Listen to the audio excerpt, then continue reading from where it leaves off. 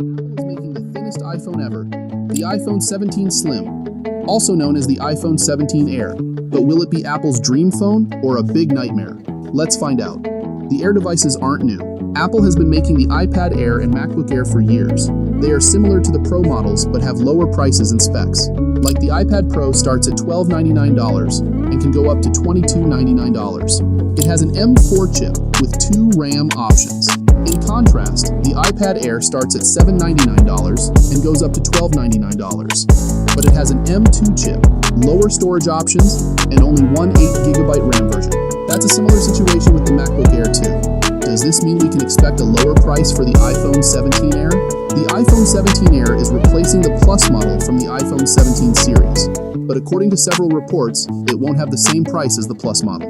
Apple is developing the new form factor for the iPhone 17 Slim, so the price is in the Pro category.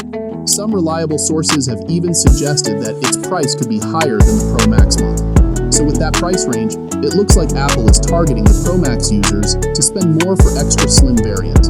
Reports say Apple is finally upgrading the front-facing camera and display, but this isn't just for the iPhone 17 Air. All 4 models will feature a 24-megapixel selfie shooter and a 120Hz ProMotion display. It's a replacement for the Plus model, but also a new product in Apple's lineup. iPhone 17 Air display is smaller than both the iPhone 16 Plus and Pro Max. Apple plans to ditch the titanium frame from the iPhone 17 lineup and adopt the old-fashioned aluminum, so there is not much of a difference in the whole iPhone 17 lineup, except the iPhone 17 Air is going to be slim, which is another story. Apple's iPad Pro is only 5.1 millimeters thick, so reaching a thickness of 5 millimeters for the iPhone 17 Air seemed possible. However, things aren't looking good for Apple. The battery used in iPhones is about 6 millimeters thick, and it's clear that the iPhone 17 Air will have a much smaller battery than what was used in the iPhone Plus.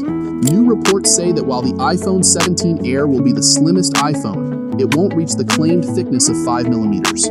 But still, to achieve this slimness, Apple is compromising a lot.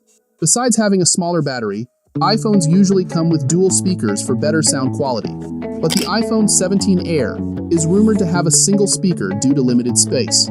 Most importantly, the iPhone 17 Air will have just one 48-megapixel camera sensor. However, this will be the first flagship iPhone with a single camera since iPhone 7 Plus. Additionally, it's rumored that the iPhone 17 Air will have 8GB of RAM and use the same base version of the A19 chip as the iPhone 16, while 12GB RAM and A19 Pro will be reserved for Pro variants only. Apple has been releasing phones without SIM card trays since the iPhone 14, but this is only for the US market. In China, the SIM slot is compulsory. This creates another challenge for Apple to make some room for the SIM card slot. Finally, Apple has been developing its own 5G modem chip to reduce its dependence on Qualcomm. Apple plans to use this chip in both the upcoming iPhone SE 4 and the iPhone 17 Air Slim. Since this is Apple's first attempt at making its own chip, there are some issues. First, its speed isn't as fast, and it has less reliable network connectivity compared to Qualcomm's chips. This chip also struggles with higher cellular speeds because it doesn't include millimeter wave technology introduced by Qualcomm in their chips starting with the iPhone 12. I really hope this leaked price isn't accurate, but if Apple releases it at about the same price as the iPhone 16 Plus, it may still seem like a downgrade for sake of a few millimeters. iPhone 17 Air is still in development stage, and Apple has plenty of time to fix the issues.